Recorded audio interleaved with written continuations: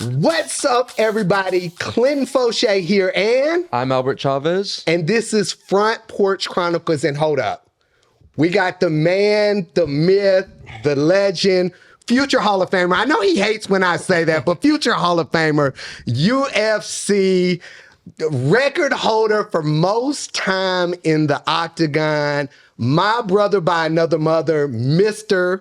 Rafael dos Anjos. He's in town for a few days. Thank you so much for coming on. Thank you. Truly appreciate it.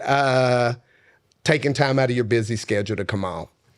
So, well, one, it's an honor. Thank you so much for taking time out today. I feel like the more I hear stories from you and Clinton, you guys always have funny stories coming back from Austin. He calls you Javier, I heard. You guys get down and dirty with your two sons as well. And so it's just cool just to finally meet you in person and get to know you better. My pleasure, man. So I'm curious too, because obviously we know you as the UFC fighter, but taking it back a little bit, what age did you start training in Brazilian Jiu-Jitsu, and how did that get you motivated to start doing it?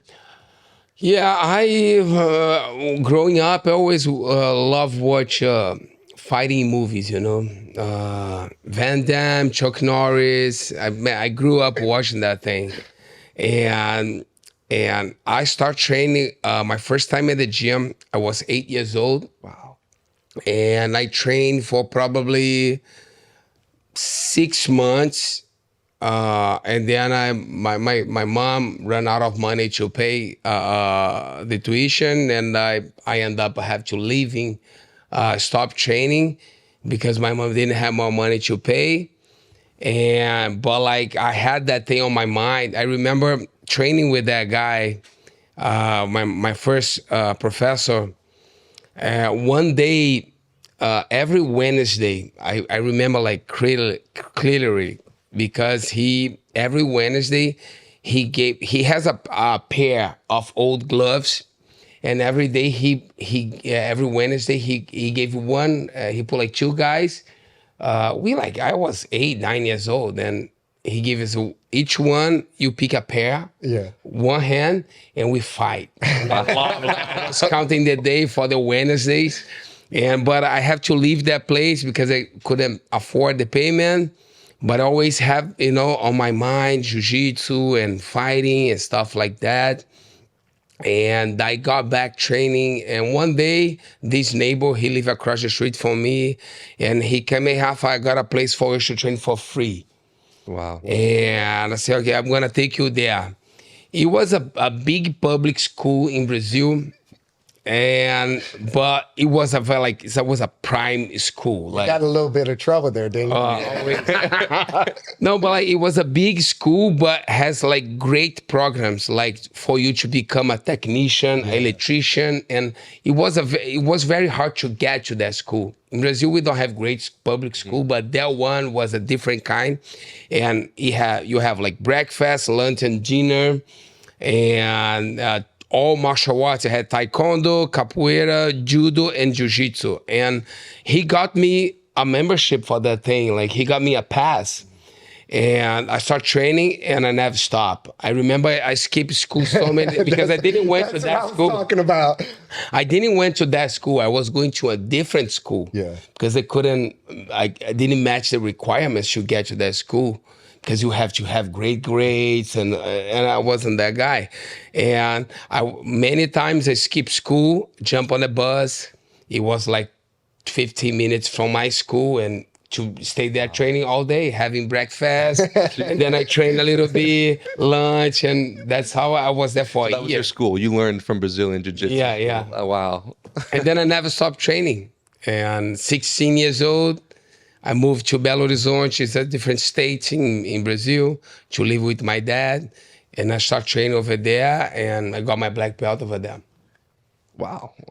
So I guess you're telling the kids, just focus on what makes you feel good, and hopefully one day it'll get you to the level that you want to be. Just stay consistent as much as possible. Yeah. I have a friend of mine, he's a doctor.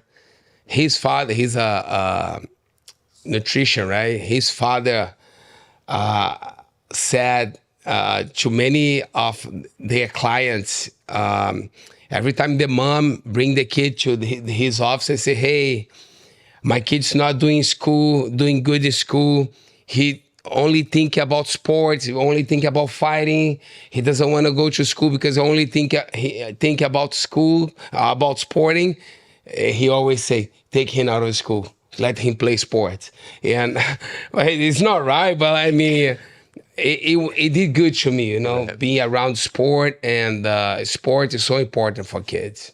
Yeah. Well, yeah, I mean, I know nowadays we've sit so much. I don't know how we did it back then. We're just sitting down and like being confined to just listen all day long. You probably felt antsy and were like, hey, that's what actually makes me feel alive, and I feel passionate about this. And clearly it worked the right way. That's what I was laughing because I told him the story about the school and skipping school and your mom finding out like a couple of months later, like we're my grades were so bad.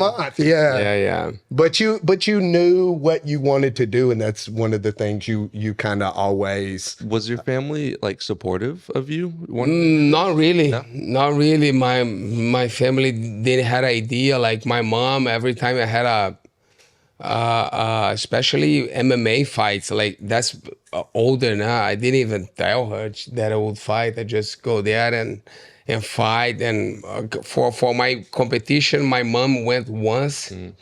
But like my family wasn't.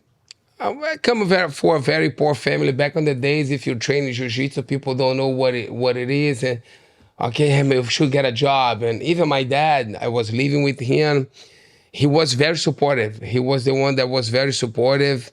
He was driving us and my friends to all the competitions around in different states. My dad's he had a van and he put everybody in his van. He was driving us around. My dad was the most supportive of my parents. Yeah, that's awesome. I mean, just the fact that like you had to kind of sneak it and still that they wanted you to perform, like that's cool. I mean, that's what I look for. Like, and I'm sure as a father too, that you can relate that to like your kids now too as well. So yeah. I've got a crucial question. Who was your favorite fighter as you were growing up? I know Van Damme because we watch Van Damme movies, but what actual fighter was or somebody that you looked up to in the early days? I remember like when you asked that question, the first guy came to my mind was Mike Tyson. Yeah. I remember staying up. I remember that day that he fought Peter McNeely. Yeah. I think it was the first time, first fight after, the first fight after he got out of jail. Yeah. I remember it was like 3 a.m. in Brazil and I was so sleepy with my uncle. We waiting for that fight and he knocked the guy out in the first round. Yeah, like 2 seconds. You're like, don't blink or else it's going to happen. Yeah, but Mike Tyson, I think he was the guy at the time.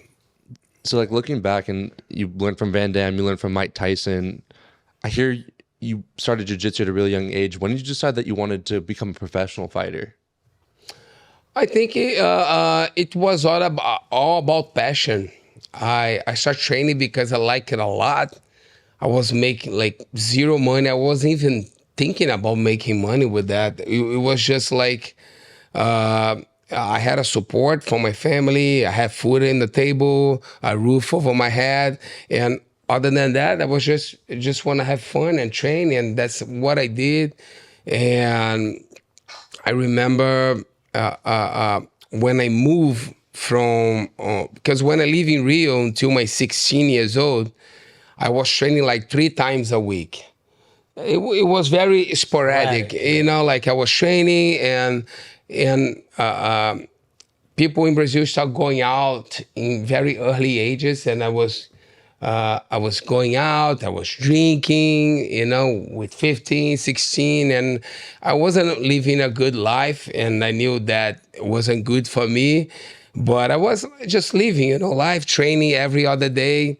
But when I moved to Belo Horizonte to live with my dad, I felt like I had no friends. All those friends that was, I was hang out with, they weren't there, and there's no phone. I pretty much lost the contact with them because, and then I found a place to train, and all the energy that I had, and I was canalizing that thing just to train it twice a day. And I kept training jiu-jitsu when I met Furão there. Yeah. He's my friend until today, my coach, and then I kept training and then we had a Brazilian tournament, Brazilian championship, and I was a blue belt. And say, "You wanna fight? Want to compete?" I say, "I want to compete." And then I fight 5 times, and I won the tournament. And then my dad saw a lot of potential on that. That's why he pushed me. And later on, in purple belt, I won the Mundial and got gold medal. And I started doing really good. And when I was a brown belt, was the first time I make actual money with a fight. They called me, "Hey, it was like Wednesday. I have you fight MMA? I never fought MMA. I never had to put a glove on my hand, to be honest with you. Bare knuckled? No, I mean, Oh, I never trained box or Muay Thai. Only jiu-jitsu. I was a brown belt. I was 19 years old, and they called me, "Hey, do you want to compete this weekend? We pay you like, I would say, $150. I would say 600 reais, and 100. If you win, we give you $200. I said, "Okay, sign me up." I went there, sign me up, and then that was my first MMA fight. I got a call Wednesday to fight. And that's why I get pissed with this kid this day. "Oh, I got to have a fight camp. Oh, you got to give me at least..." Weren't you fighting? You were fighting like 3 times a week at one time, right? Yeah, I said, "Come on, man. You guys don't need a fight camp. You just got to keep the water warm. I'm always training. Fights all here." And that was my first fight. And I like it. One thing that I remember, it was a bloody fight. It was a very tough fight. And one thing I remember that I was feeling really... One thing that marked me a lot was the cleanness that, the fairness that is on an MMA fight. There is a judge there are rules, and you against him. It's very fair, Right. That's what I like. I remember walk out on that fight, and I was thinking about that. That's a fair thing, because you against him. There's a ref here. There is rules, and it's very fair. And that thing that I like a lot, the fairness. Because I grew up going out a lot and saw fights on the street and people kicking other people head on the ground, and I never liked that. Yeah. The guys that I grew up with, they're very like. Every time they fight, people on the ground, they kick the head. I never like it. I thought it was a cheap move, very coward. They And pick on some of your own sides. yeah. I mean, even like every time I fought, and I always think about the fairness, how nice it is to you against, the guy, and with rules and that thing. I like that thing a lot. Yeah. Let me ask you this. Going back, looking at your early career and starting out, is there anything that you would change or do different that you, looking back now, I wish I would have done this? I wish I would be more professional on my early days. Even before I start doing compete MMA, I would like to be more professional. What I was doing on my purple belt, brown belt, and black belt. I mean, on my early as I started competing, and I wish I was more professional, take it more serious, and I was just like, I was training hard, but I was enjoy life too much, going out and drinking. And my dad always say, "Hey man, I never saw anything like that. You gotta be, if you are an athlete, if you are a fighter, you gotta eat well." And at that time, I say, "Hey," I didn't want to listen to him. But today, being a father and looking back, I'm 39 years old. I look back and say, he was totally right. He was totally right. And my dad, nobody told him that. I went to his house the other day, and he was cooking breakfast to go work. He cooked his own breakfast. He don't eat out. Yeah. But I mean, he's 70. Nobody told him that. He's doing that thing on his own. And when I look what he was eating, he was doing eggs with sweet potato. That was his breakfast. I say, "Who told you that?" "No, I just like sweet potato. And he drink 5 liters of water a day. Like that's He his routine. definitely passed it down.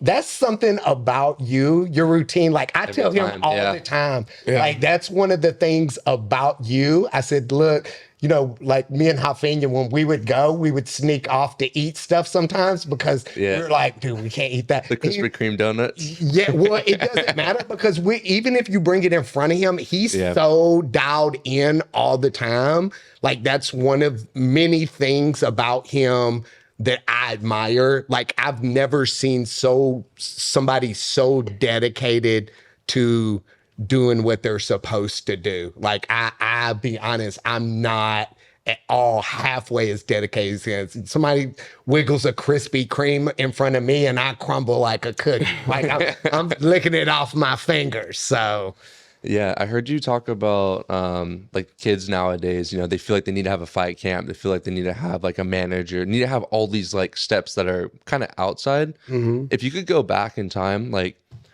what advice would you give to someone getting into the fight game now to start their professional career to make sure that they're in the right direction? Oh man, it's a very hard career. Right. If you have other ways to make a live, I would recommend to stick with it.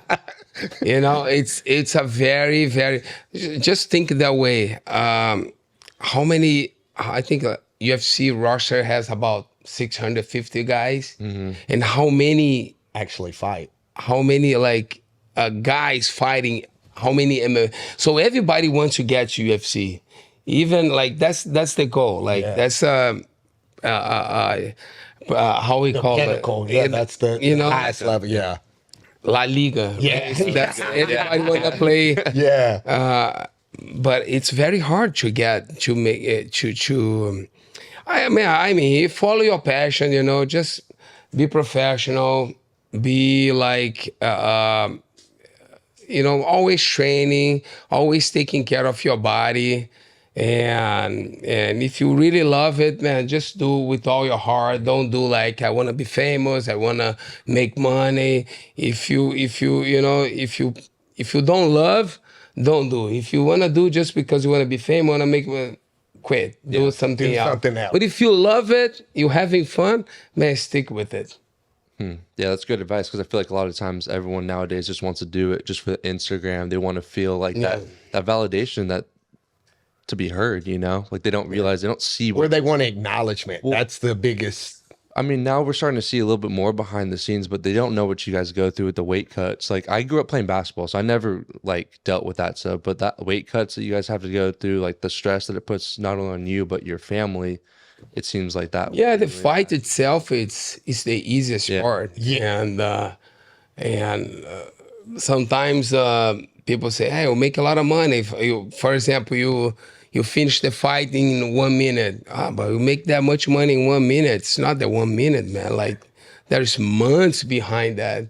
There's weeks of sacrifice and injuries, and it's a very tough sport. Yeah. I know this last time, speaking of the weight cut, when we got ready to do the weight cut, Chris asked me about Rafinha coming for the weight cut, and she said he's never seen him. And I said, you know, it's up to you, whatever you, I think it would be good though for him to see what you go through, because even for him, I don't think he knew. But I could tell, I'm going to tell you this, I think that you already had a deep connection with him, but I think that connection with him going through that with you made that connection even stronger. I know at the end of the fight, he was crying, and like we walked off, and he said he worked so hard, and I said that's what I wanted you to see and respect about your dad, everything that he goes through for you. And even when we got back to the hotel, I could just see the pride in you that he had. He's always had that, but actually seeing what you went through.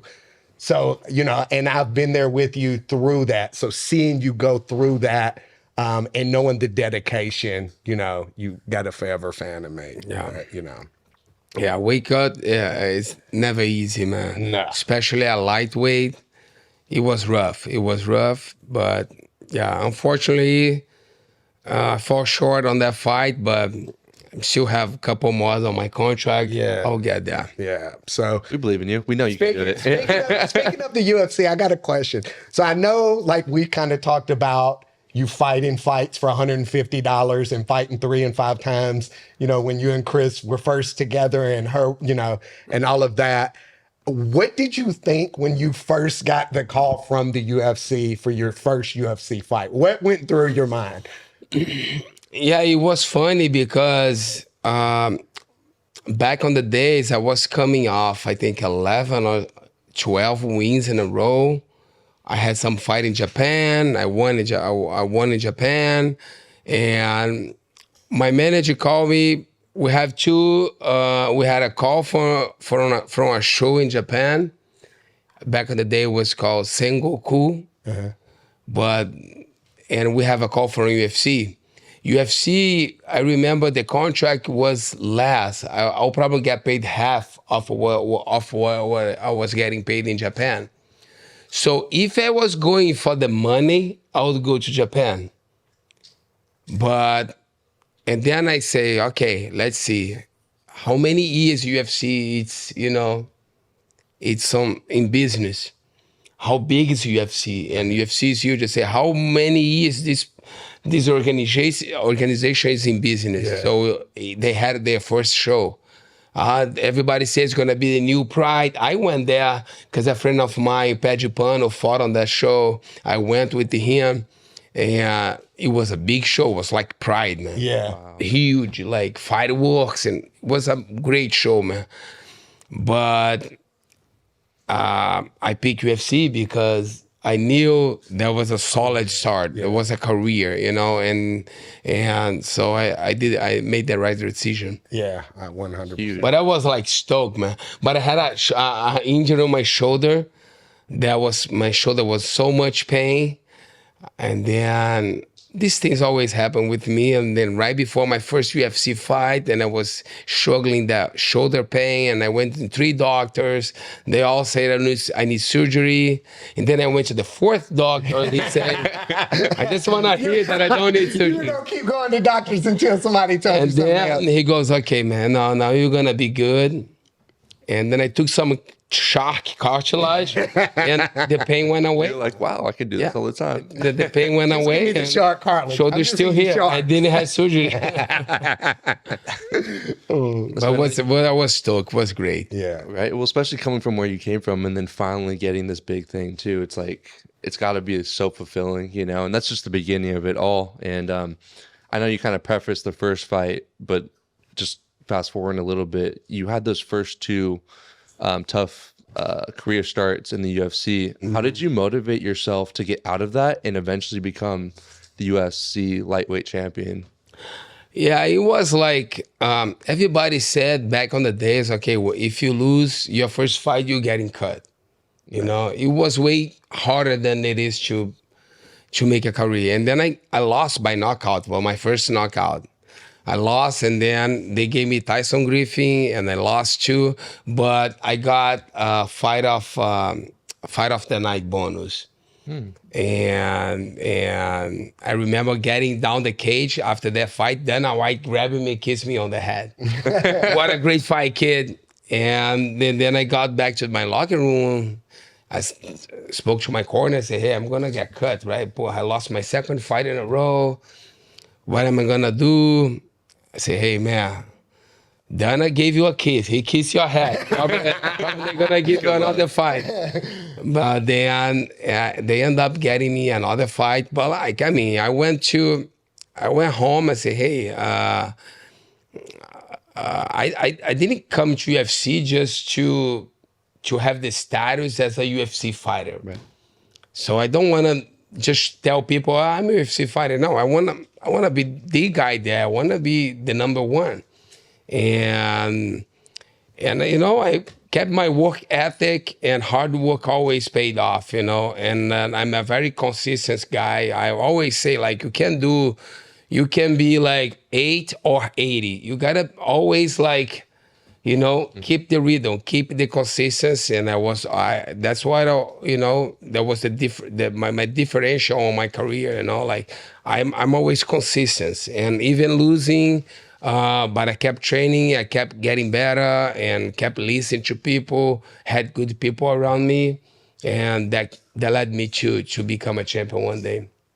Wow. Yeah. It's well, I feel like you touched on something really good now too, is like a lot of times nowadays, like, and maybe that's the difference between back then and now, is like everyone's so up and down, I feel like, because there's so much fast pace compared to back then.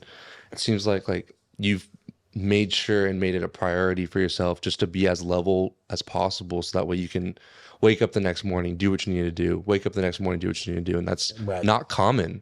No, he has a consistent. Yeah. There's no alarm. Every day he wakes up at the same. I'm telling you, I know him. Every morning I sleep on the bottom floor, so I hear him. I know every morning when I hear the refrigerator open, I know what he's doing. When I hear the cabinet, I know he's going to get a spoon of peanut butter. I know. I know. Peanut butter is my weakness. It is his week. But I know every morning. And by the time I go to his house, by the third day that I'm there, my body is almost on the same schedule, because I hear him and I know he's getting up and this is this. I know we're fixing to get ready to go to the gym. I know we're fixing to get ready to go here. So for example, right now in California here, I'm 2 hours ahead than Texas. Mm-hmm. No, 2 hours behind. Behind. Well, like my schedule is, I haven't drank much water today. Yeah. Like I drink probably a liter of water. Yeah. Like it messes up my whole day when I don't have my routine. You know? I woke out this morning, but I had only 2 meals already, 5 o'clock, 5:30, and I had only 2 meals, and it's weird. Like when I'm home, I like to keep my routine as always. You know. Yeah. All right, so we're gonna do something. We got a few questions, so we're gonna do something rapid fire. On the clock. So we're gonna say a question, the first fighter that pops into your head. Mm-hmm. All right, you ready? Which fighter were you most excited about fighting? Conor. That's a fight that I didn't fight. I want to fight him. You know, that forget money, and then you know, if I get paid what I'm getting paid right now, but that's a fight that I miss it, and I'd like to fight him. All right. Who hit the hardest? Which fighter? Kamaru Usman, man. Hits hard. Who's the most annoying? Most annoying? Right now, first guy coming to my mind is Moicano, man. He's been really annoying. He lost his fight. He won the fight right now, and now he said the only guy I lost was Jose Aldo. He's already forgot that I beat him. Right. I forgot. I remember when I was at your house a couple of weeks ago. I remember distinctly there was some DNA all over some gloves and some. But we're gonna leave that alone. It is what it is. Yeah, I mean that was the fight that we went to, and he can take a punch for sure. Yeah, he was a punching bag. That's what we learned. If you could fight anyone, who would it be? Fight anyone, past, present, or future. Ah man, GSP. Ooh, I like that one. Which fighter would you be friends with outside the cage? Which fighter? Don't fry. Yes, I love it. All right, and this one is: if there was a zombie invasion, what one fighter would you want by your side to take it on? On my side, John Jones. Okay, John Jones. That's a good one. All right. Top 5 fighters of all time that you would want on your squad. Who would be your top 5 that you're taking on your team? John Jones. Easy. Verdun. Ooh. Vanderlei. Ooh. Who else?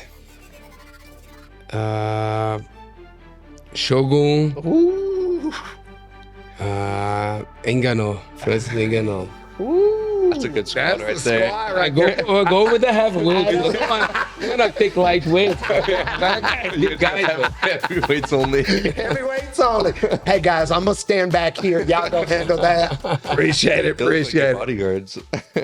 With all of that being said, when are you wanting to fight again? Yeah, I'm dealing with an injury that's been bugging me for 10 months already. My past 2 fights, I've been dealing with that. But I hope to be back by July or August. I think would be a good time for me. I mean, I don't know if depends the opponent. I'll do lightweight again. There's few guys that would like excited me to go back to lightweight because it's not easy. I'm too small for welterweight, but I'm too big for lightweight. I'm standing right in the middle. But yeah, July, August will be a good month to fight. All right. Well, you kind of hit the nail on the head with the next question. Is there somebody who are the people that excite you? Well, let's say a lightweight. After the UFC 300, there's some fights that, Do Bronx lost. Do Bronx would be a good fight. That would excite me. He has become a star. He's the only, after me, the only me and him was Brazilian champion. Only us two, and he's still active. I'm active. That would be a good fight. I'll make the drop again to fight him. And who else? Gagey. Gagey would be a good fight. That's it. And at welterweight, gotta think about, but guys that come to my mind, maybe Kevin Holland, Stevie Wonderboy, Sip Thompson, Wonderboy would be a good fight too. We'll see. What about Clay Guida? When are we gonna get that? That revenge that loss. Yeah, that would be a good one too. He's a veteran. I'm a veteran. Yeah, Yeah, definitely. hope it happens too. So, getting to know the real RDA, I know a little bit, but we wanted to kind of share with the people, the beyond just the fighter, the man. One of the things that really perturbs me, and this is something we kind of talked about this before, is like when you, with your social media, especially how you kind of clock off once you post and clock off. I had to learn that because I'm so close with you. Like when you post something and I see somebody post something like out of pocket, like I'm trying to answer and be like, oh, well, what do you do? And it's crazy to me because the MMA community is like that. They don't think of people as, they think of y'all as fighters, but don't look at it's regular people too.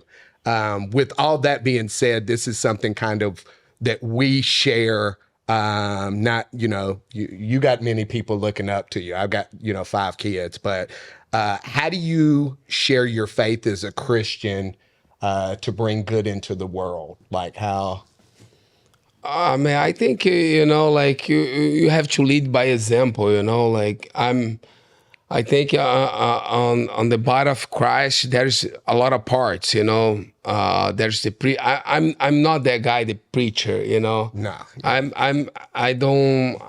That's not my talent to be preaching but I prefer leading by example. People see that my attitude is different. Why he's that different? Then I feel a way to show Jesus through that, through my actions. That's my point. I'm not gonna be standing and grabbing people by their arms and talking about Jesus. You should do this. You should do that. I'm not that guy, but I prefer that people see my actions and my attitudes and say, hey, this guy, he's different, he's legit. And they're gonna find out why, because, I have Jesus with me. That's one of the reasons, again, one of 1,000 reasons why we align, and my respect for you is, our love of Christ and being able to, not just besides friends and not besides jiu-jitsu and not besides fighting, but our love for the Lord and being able to share that bond together as family. Is there a specific message that you hold on to from your faith? Like, is there like a proverb or something, like a verse that you hold on to that you bring into your day-to-day life? Yeah, the other day I was praying and God gave me a word in Isaiah. It's talking about for you to strengthen your hands and strengthen your knees and keep walking forward. I forgot what the verse is. I will find out later, but it's about that. It's about that your strength. It says exactly that. I open my Bible on a random page, and because like we all human beings, some days you kind of tired, overwhelming, all the problems, and when I pray and open my Bible, God's always speak to me. And he told me that, and that's old proverb that I always had in mind. And it was just a reminder, like get your knees strong and your hands strong and keep walking forward. Yeah, no doubt. Yeah, that's important to me because I'm not a father yet, and Clinton's got 5. He's doing all that for me right now. Like building, baby making. Yeah, he's got that going. But I look to him as a father, and same with my actual father as well. Learned a lot through many lessons because he's gone through a different childhood, and it sounds like you've gone through a tough childhood too, growing up. If there was one character trait that you would like to pass down to your children, what would that be?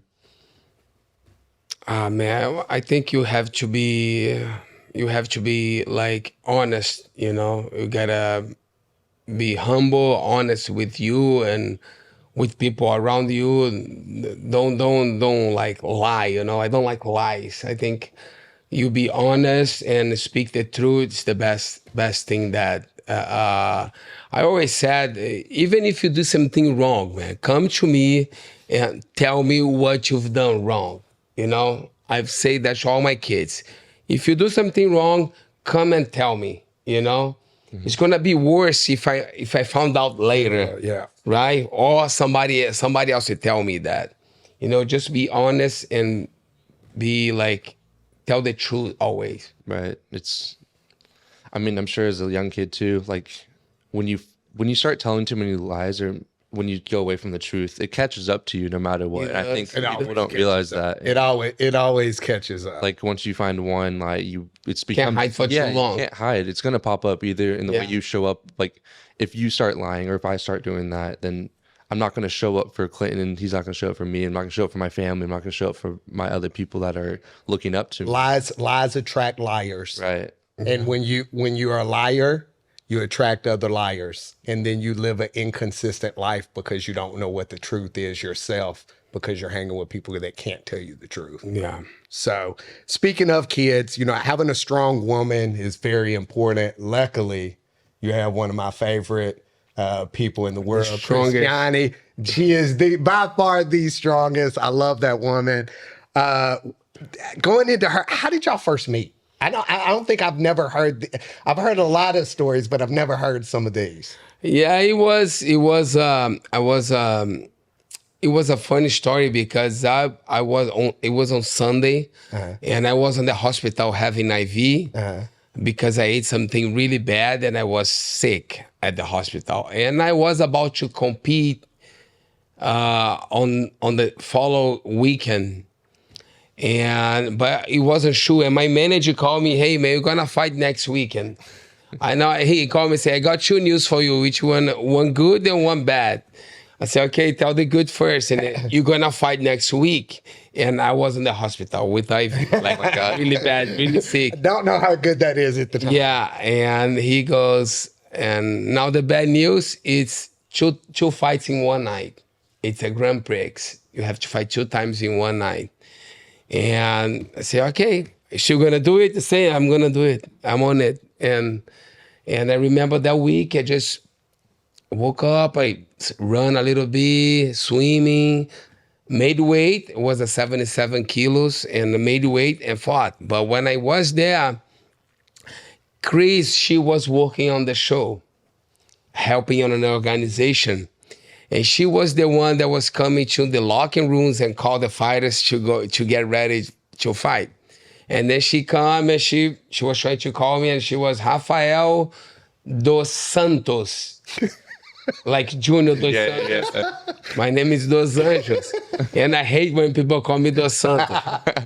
And she kept saying Dos Santos, Dos Santos. She said like 3-4 times, Rafael dos Santos. She was reading the thing. Yeah. Rafael, a bunch of guys on the locker room, on the warm-up area. Yeah, where's Rafael dos Santos? Everybody. And then I got really close to her. Say, hey, it's not Dos Anjos. Are you sure it's not Dos Anjos? Read that thing right. And she, oh yeah, Dos Santos. But she saw my angry face because I got bit. and she goes, but that's fine. Because Santos in Portuguese means saint. Saint, yeah. Saint. Okay. Yeah. And anjos mean angel. Gotcha. Right? Okay. Oh, wow. I didn't know that. Santos saint and anjos angel. Yeah. And she goes, but okay, that's fine. Dos Anjos, Dos Santos, everything's from heaven. It's all good. I say, it's everything good. I say, okay.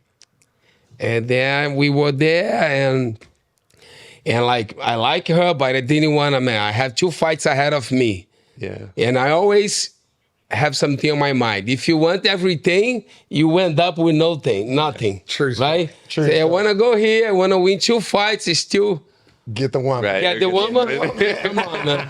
I forgot about the woman. She was there, but I tried to focus, and I finished 2 fights. I got on that rear naked choke, 2 guys, and then I was looking for her. She was gone, and so I was on my way to my car to go back home, and I saw her coming towards me. Passing me, and she passed, but when she passed, I grabbed her hand. She passed, and I grabbed her hand, and at the same time, another co-worker grabbed her hand on the other side. Hey, Chris, come in here. And then I was grabbing her hand, he was right there.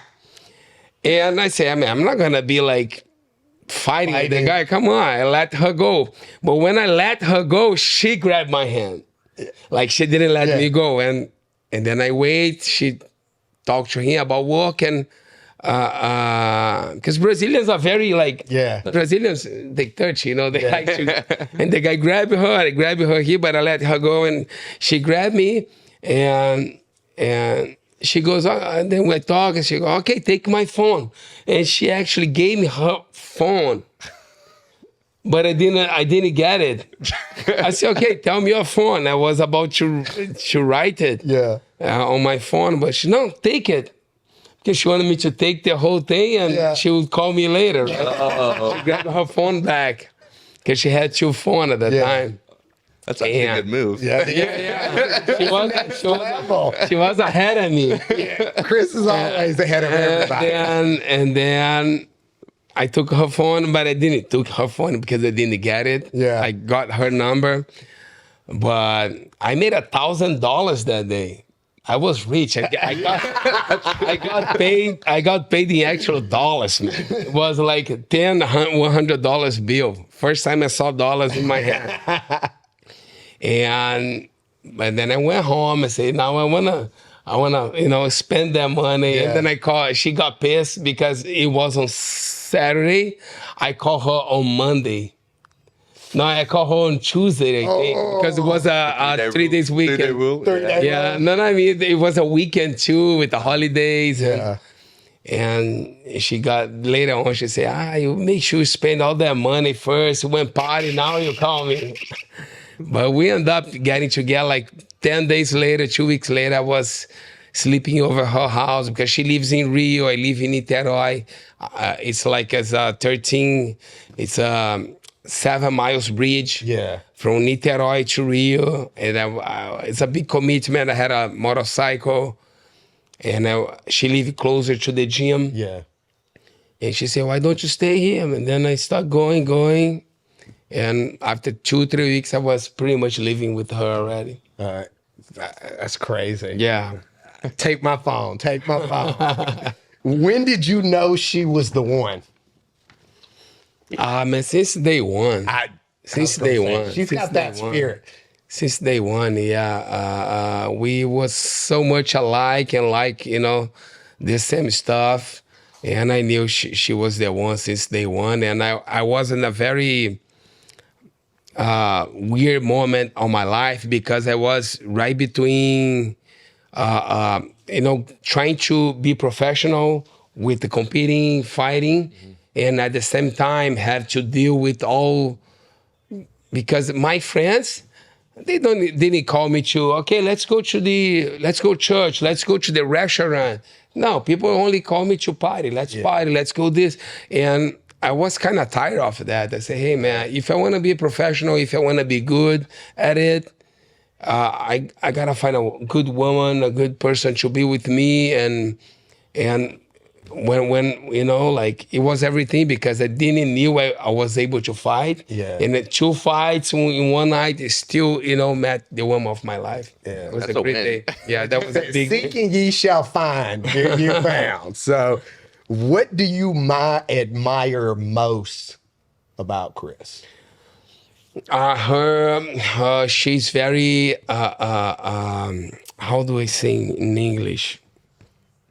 She's very direct. Like, she don't take bullshit. She like, if she don't like you, you're gonna know right away. She can she's very, what the word that I can Very use? direct. Very direct. That's why me and her get along, because we're both She's very direct. She don't play around. No. Like, I laugh all the time because I'll tell him, like, me and Chris are so much alike that we have conversations, or I'll tell you whenever somebody does something, he ain't coming back. They ain't coming back. and she's her sense of justice. Her intuition. Yeah, is intuition, very- and she's very fair too. That's what I like most. She has such a loving, caring heart, but she also sees things If you for mess what up they with are. her, Yeah. you're done. Yeah, you are definitely done. I'm pretty much the same thing, but I'm kind of less intensive. She's more intense than I am. Like sometimes I see people bullshitting me, but I kind of, not that I pretend that I'm not seeing, I kind of take a while until I take the action. Well, I think I miss the moment. I think it's your fighter mentality. Yeah. So I think you watch things. She and goes you right, boom. Yeah, Yeah. I'm like her. I'm Yeah. the Cobra. Yeah. You strike when you Oh, strike. you Yeah. know. I know. When the first time when he met Chris, he was like, okay, I see why y'all get along. Because we're too, like, I joke with her all the time, and I'm like, are you sure you don't have a white boy brother from Alabama? Because I'm sure that you're my sister from Brazil, because we're so much alike. Yeah. So So, just kind of taking it back, like, what does the success look like to Rafael dos Anjos? Sorry, can you say again? What does success look like to you? How would you define it? I think sometimes I get caught. Sometimes success is like getting the win on fight night because my profession is very intense. My profession, it's a very hard job, like on this last fight, especially I had that feeling. I didn't was successful on during my fight, and I hate losing.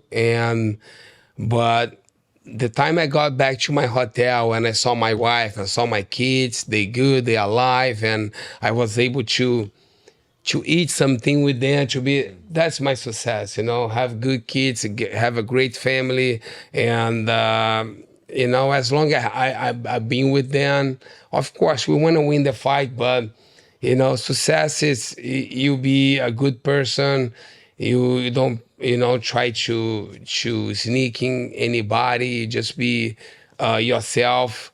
Especially in these days, people trying to, throw other people's under the bus so they can get success and they can get the spotlight.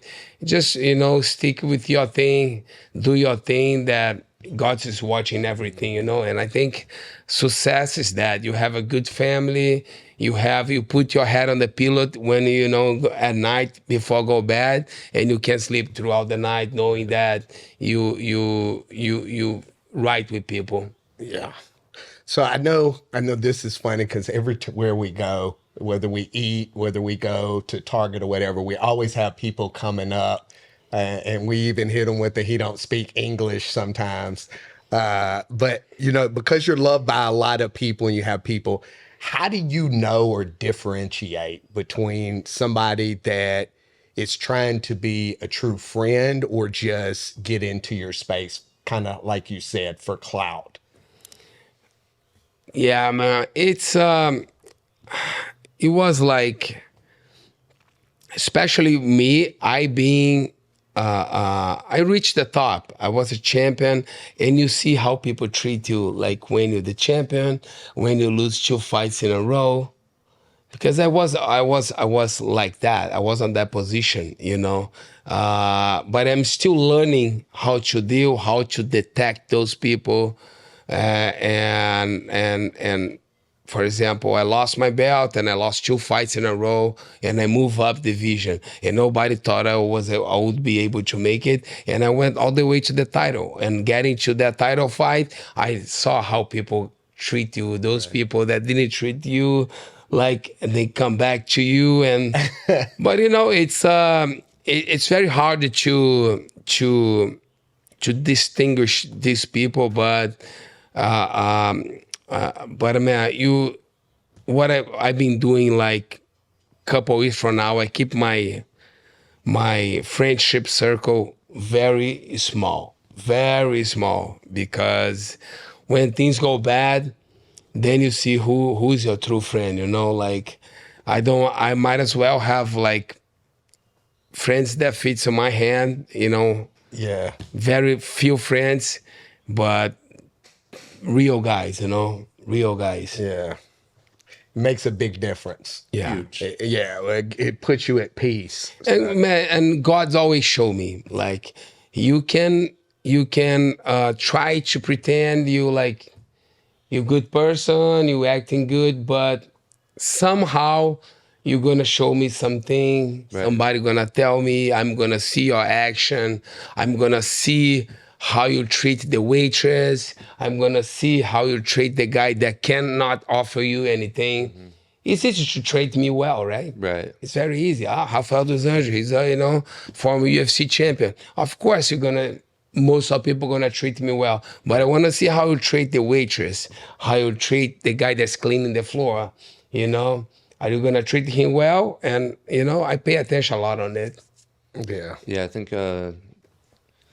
like something like you said too, like how you treat other people. Like when you're dating, for example, you go out not only just to see the other person, but like really, when you project onto someone else, you really find out who you are too. Because if someone's hurting, you're gonna hurt someone else. Like they say, hurt people, right, for a reason. And it's sad because it's like, I'm pretty empathetic as a person. I want to like see the good in people, and so I'll give people lots of chances.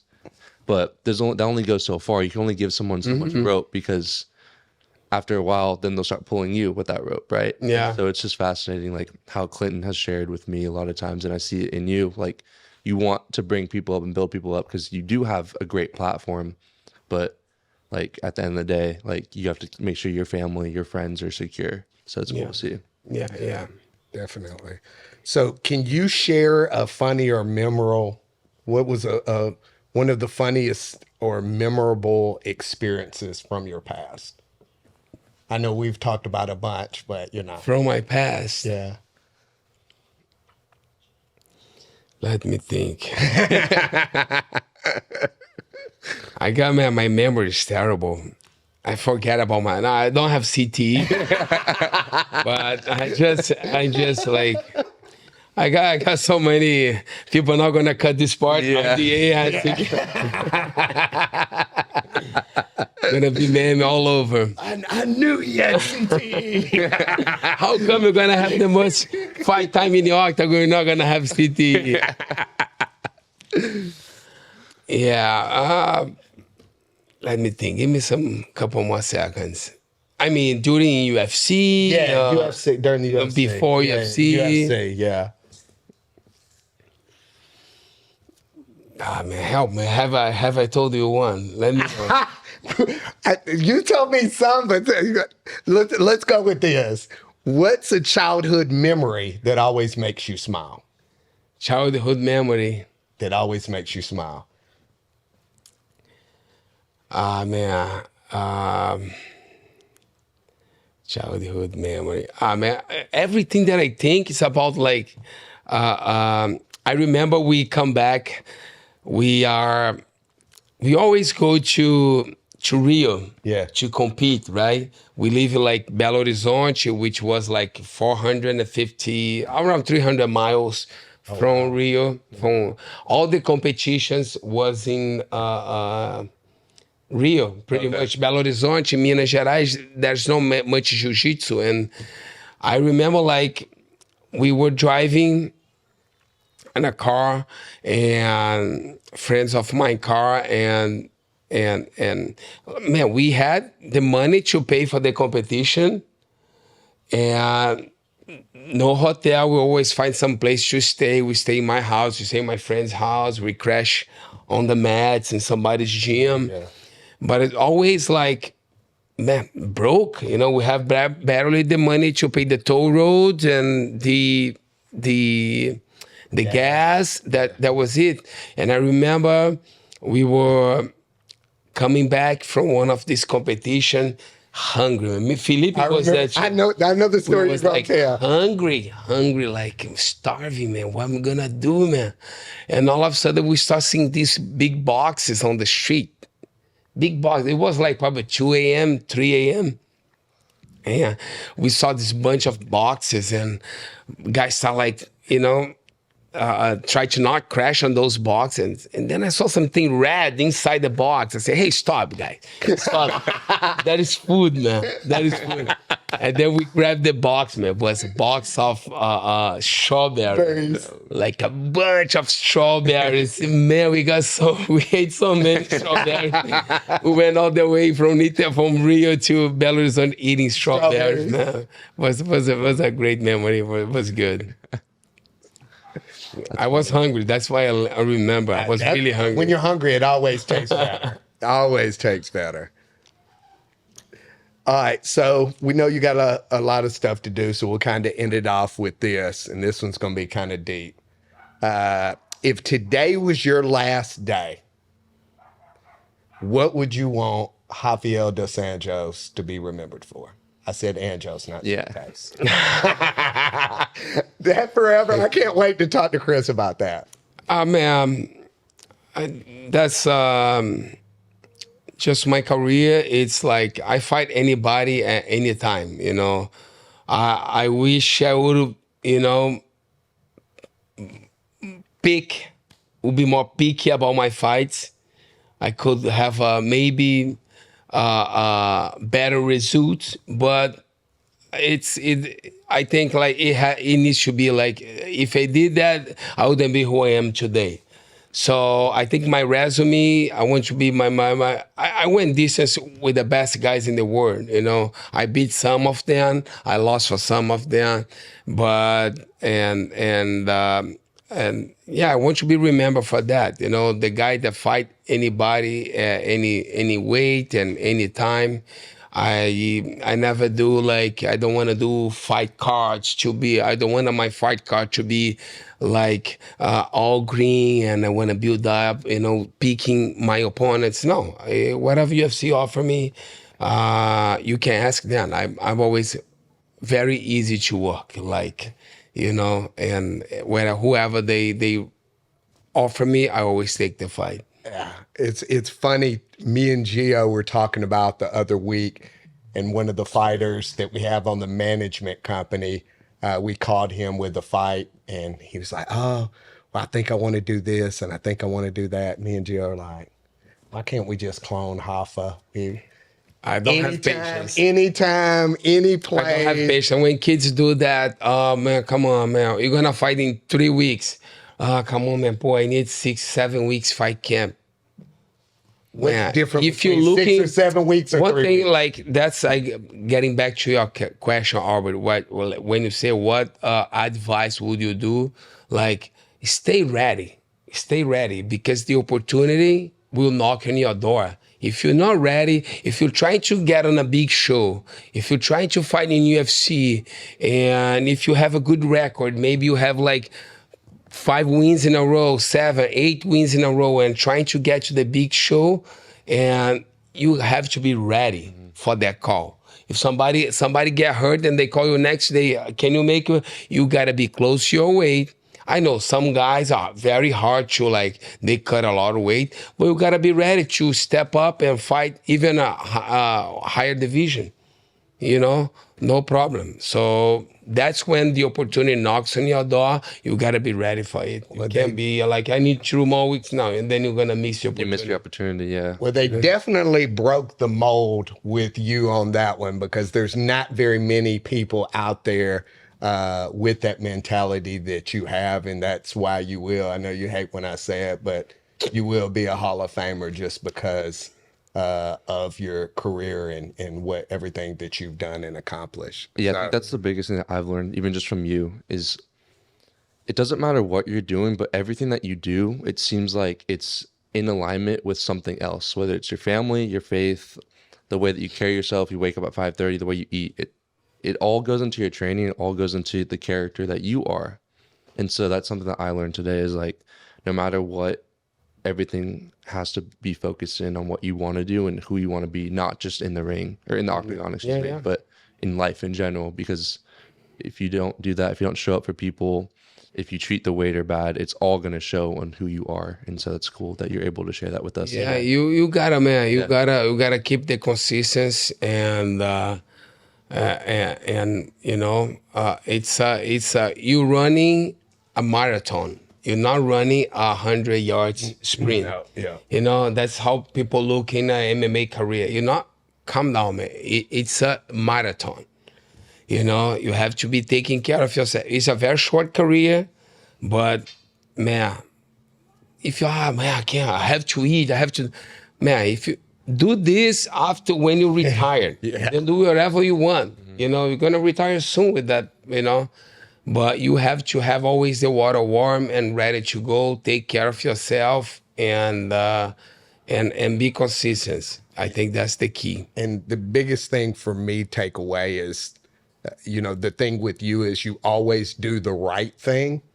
And I think the message getting out to people is when you continue to do the right thing, right things happen. And I think that's why, you've been successful with your career, being a man of God, and just being the man that you are, and why people respect you more than just the fighter, but the man you are. I know that's for me. So let's go ahead and sign out so we can go get this man some food. You heard him say he hasn't eaten all day. We are definitely going to Whole Foods. Whole Foods, speaking of that, can you sponsor this man?